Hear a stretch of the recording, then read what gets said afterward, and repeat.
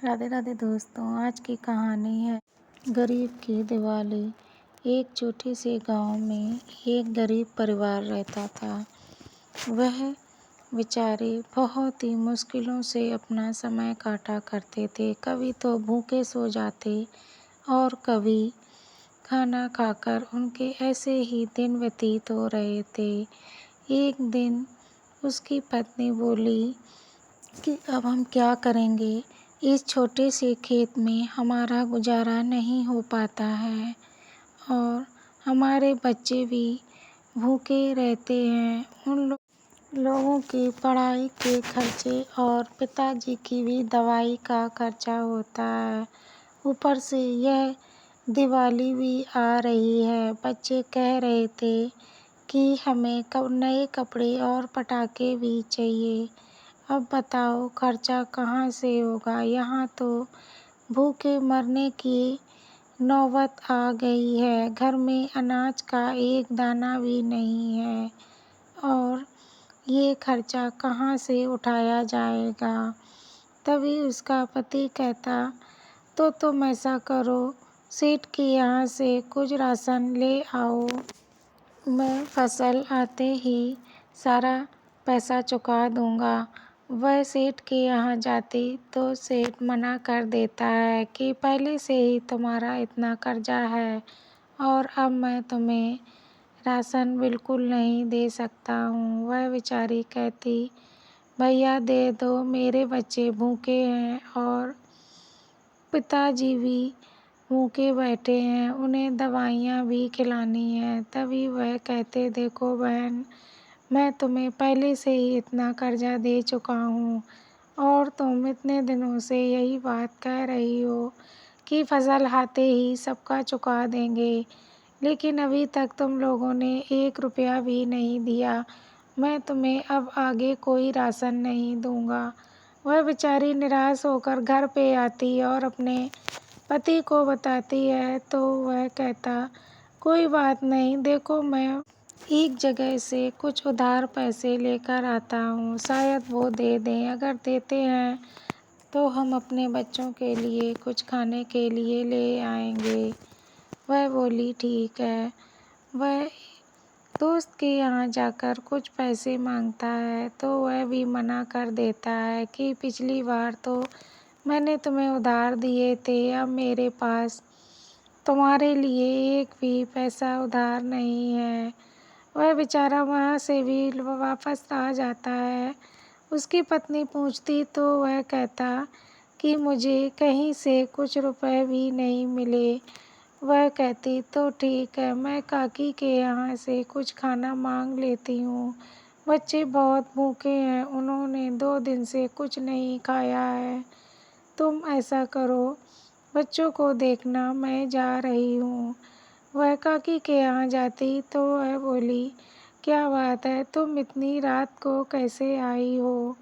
तभी वह कहती, काकी मुझे कुछ खाना की ज़रूरत है, अगर पड़ा हो तो मुझे दे दो। मेरे बच्चे बहुत भूखे हैं, उन्होंने 2 दिन से कुछ भी ना खाया है। वह कहती, देख तुझे मैं आज तो खाना दिए दे रही हूँ, लेकिन हर वक्त मैं तुझे कैसे दे पाऊँगी। मेरे भी कुछ खर्चे हैं। अगर मैं इस तरीके से तेरे लिए लुटाती रही तो मैं कहाँ से इतने रुपए लाऊंगी। मेरे ऊपर भी बुढ़ापा है, मुझे तो कोई रुपए देने वाला भी नहीं है। देख तू कुछ ऐसा काम कर ले जिससे तेरे घर का खर्चा आराम से निकल जाए।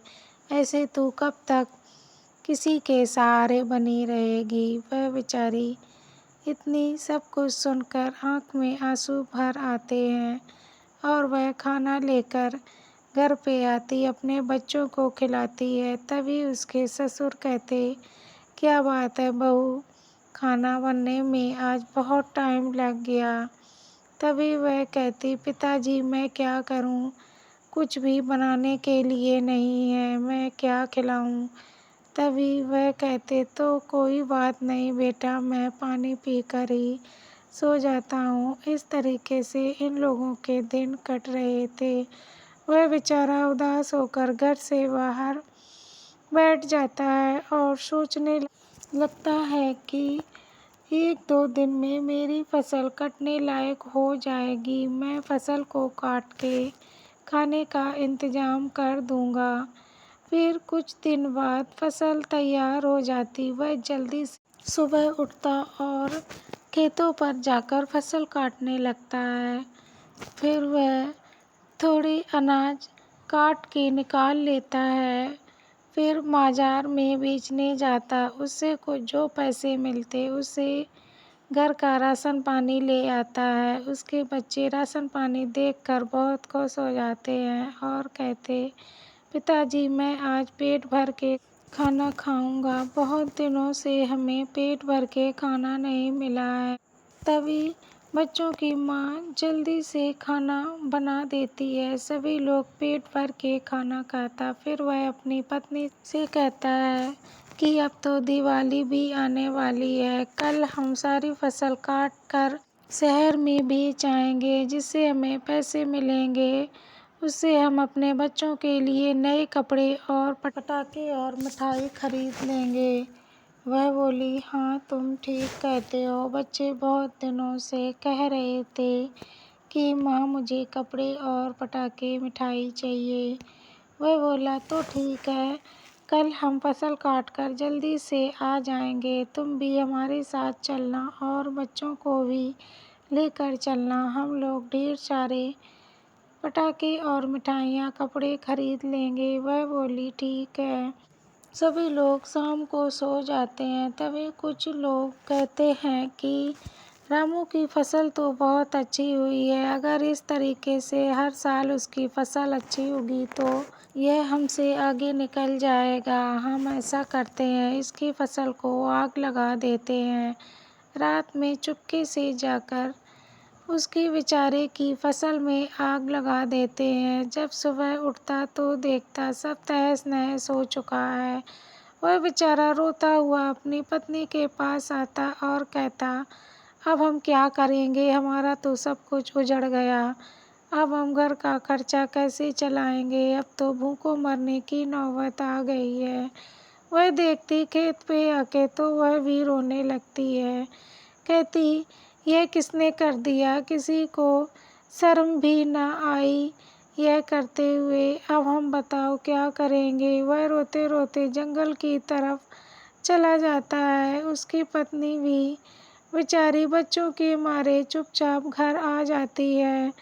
वह जंगल में बैठा बैठा रोता है। तभी एक लड़की वहाँ से गुजरती और कहती, क्या बात है, तू रामू क्यों रो रहा है। वह कहता, तुम कौन हो और कहाँ से आई हो, तुम मेरा नाम कैसे जानती हो। वह बोली कि मैं तो इस जग में सारे लोगों का नाम जानती हूँ, पर तुम बताओ तुम्हें क्या परेशानी है। वह बोली, अगर तुम मेरा नाम जानती हो तो परेशानी भी जानती होगी, लेकिन मैं तुम्हें क्या ही बताऊँ।